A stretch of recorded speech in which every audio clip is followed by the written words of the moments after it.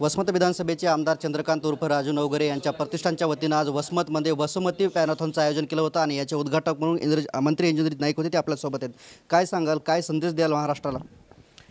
नाही, मॅरेथॉनचं आयोजन सर्वप्रथम तर राजू भैया यांचं मी इथे अभिनंदन करतो की मॅरेथॉनसारखं जर आयोजन आपण करता म्हणजे तुम्ही संवेदनशील आहात, म्हणजे जनतेची किंवा तरुण मुलांची हेल्थ कशी राहावं त्याच्यावर तुम्ही संवेदनशील आहात असं समजते। म्हणून माझं मत आहे की राजू भैया यांचं बारकाईने लक्ष हा युवांवर आहे। पवार कुटुंब ठाकरे कुटुंबांमध्ये एकत्र यावं असं छगन भुजबळ यांनी आवाहन केलेलं आहे, काय प्रतिक्रिया असेल तुमची? नाही बघा, आम्ही जेव्हा एका पक्षात काम करतो तेव्हा आज आम्ही ज्युनियर म्हणून तिथे काम करतो आहे, तर सिनियर मंडळींनी निर्णय घ्यायचा असतो। सिनियर मंडळींनी जो निर्णय घेईल तो आम्हाला मान्य राहील। बीड प्रकरणामध्ये येत्या 9 तारखेला सरपंचांचं आंदोलन आहे, हे आंदोलनाकडे कसं बघतो? नाही, आंदोलन बघा आता त्या केसला कसं आहे की एखाद्याचं नाव जर त्याच्यात आलं असेल राजकीय लोकांचं, तर माझं मत आहे की पुराव्याशिवाय काही बोलावं नाही आणि जोपर्यंत सखोल चौकशी होत नाही, नाव येत नाही, तोपर्यंत कोणाचंही नाव त्याच्यात घेणं हे उचित नाही आहे। बीड हत्या प्रकरणात सर्वपक्षीय नेत्यांकडून धनंजय मुंडे यांच्या राजीनाम्याची मागणी होती, या मागणीकडे आपण कसं बघतो?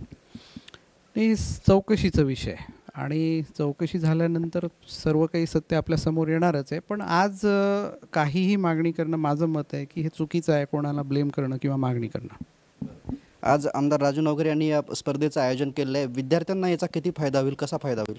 नाही, निश्चितपणे जनजागृती होईल आणि अशा मॅरेथॉन जर भविष्यातही आयोजन करण्यात आलं तर एकी राहील, सर्वांमध्ये युवांमध्ये एकी राहील आणि जनजागृती राहील। जनजागृती म्हणजे तुमच्या तब्येतीची काळजी, तुमच्या हेल्थची काळजी हे आपल्याला स्वतःलाच करावं लागते, म्हणून जनजागृती करणं आवश्यक आहे आणि ते राजू भैया यांनी इथे केलेलं आहे।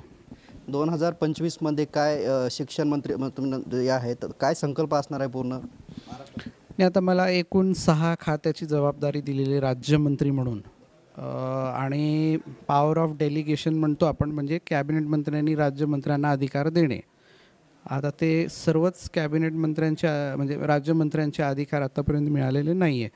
अधिकार मिळाल्यानंतर रोडमॅप तयार होईल आणि ज्या अधिकार मला प्रदान करण्यात येतील त्याच्यात निश्चितपणे चांगलं काम करून दाखवणार मी। निश्चितच शेवटे मंत्री इंद्रजित नाईक रोडमॅप झाल्यानंतर निश्चितच मी चांगलं काम महाराष्ट्रामध्ये करणार असल्याचं त्यांनी सांगितलं आहे। कॅमेरामन ज्ञानेश्वर वानखेडेसह मी रमेश चेंडके, TV9 मराठी, वसमत, हिंगोली।